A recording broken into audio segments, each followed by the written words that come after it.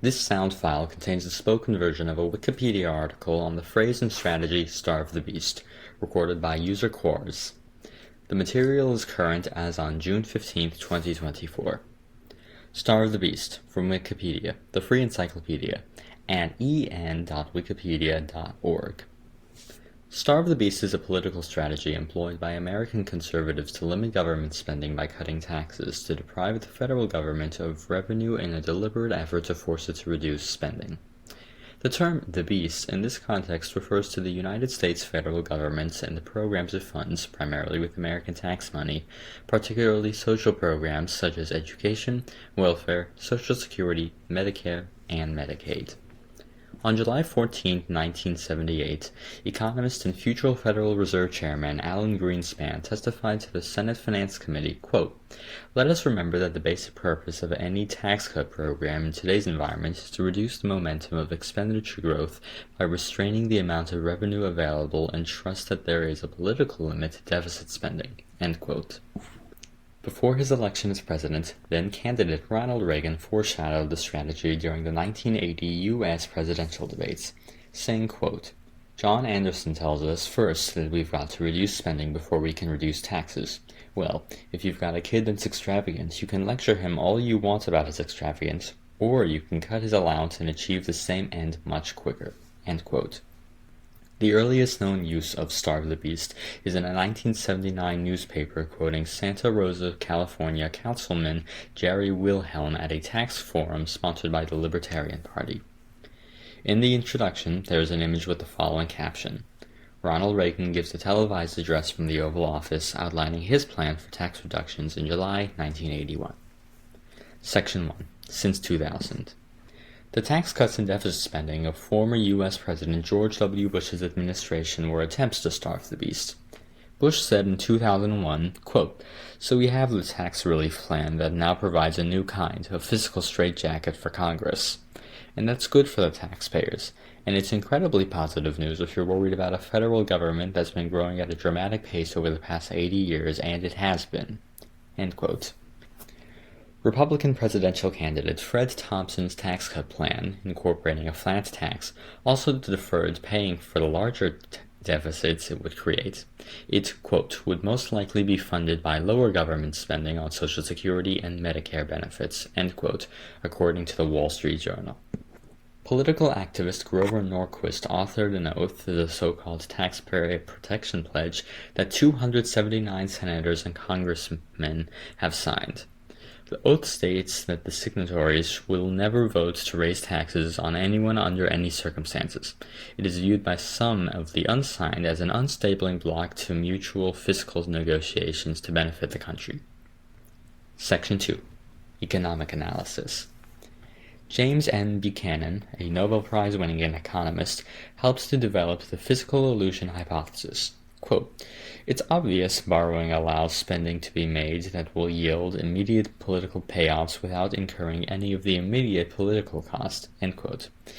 In their book Democracy in Deficits, written in 1977, Buchanan and Richard E. Wagner suggest that the complicated nature of the U.S. tax system causes fiscal illusion and results in greater public expenditure than would be the case in an idealized system in which everyone is aware in detail of what their share of the cost of government is.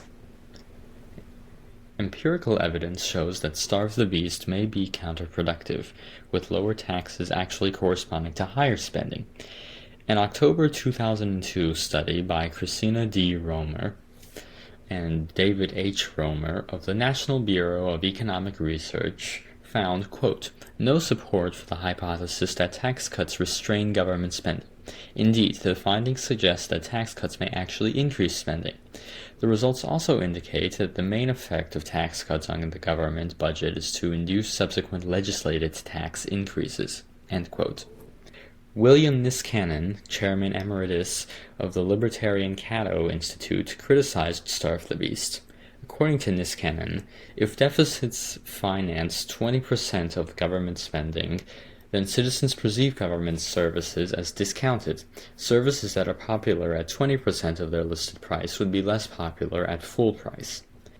He hypothesized that the higher revenues could constrain spending and found strong statistical support for that conjecture based on data from 1981 to 2005. Another Cato researcher, Michael New, tested Niskanen's model in different time periods and using a more restrictive definition of spending, non-defense discretionary spending, and arrived at a similar conclusion. Professor Leonard E. Berman of Syracuse University testified to a U.S. Senate committee in July 2010 that, quote, "My guess is that if President Bush had announced a new war surtax to pay for Iraq or an increase in the Medicare payroll tax rate to pay for the prescription drug benefit, both initiatives would have been less popular. Given that the prescription drug benefit only passed Congress by one vote after an extraordinary amount of arm twisting, it seems unlikely that it would have passed at all if accompanied by a tax increase.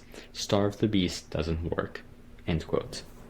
Economist Paul Krugman summarized, quote, "Rather than proposing unpopular spending cuts, Republicans would push through popular tax cuts with the deliberate intention of worsening the government's fiscal position. Spending cuts could be sold as a necessity rather than a choice, with the..."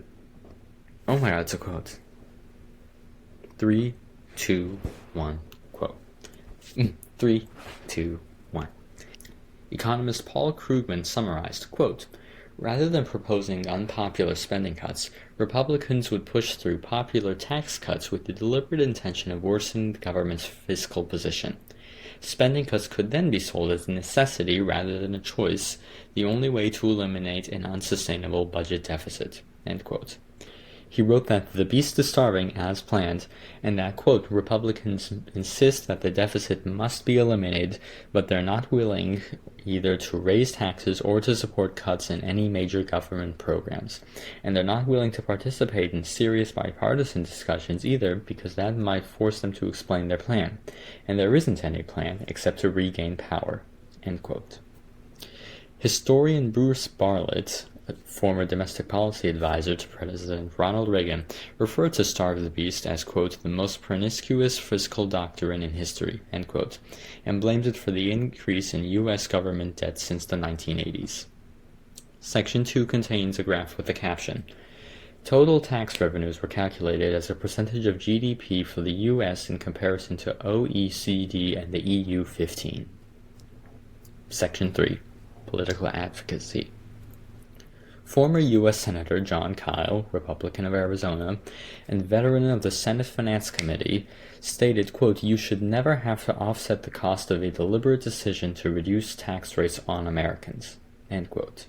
Lobbyist Grover Norquist is a well-known proponent of the strategy and has famously said, quote, "My goal is to cut government in half in 25 years, to get it down to the size where we can drown it in the bathtub." End quote. Section 3.1. Feed the Beast.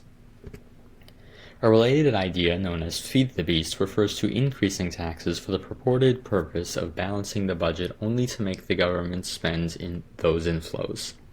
Writer Stephen Moore and economist Richard Vedder have written in the Wall Street Journal that every new dollar of the new taxes leads to more than $1 of new spending according to their research.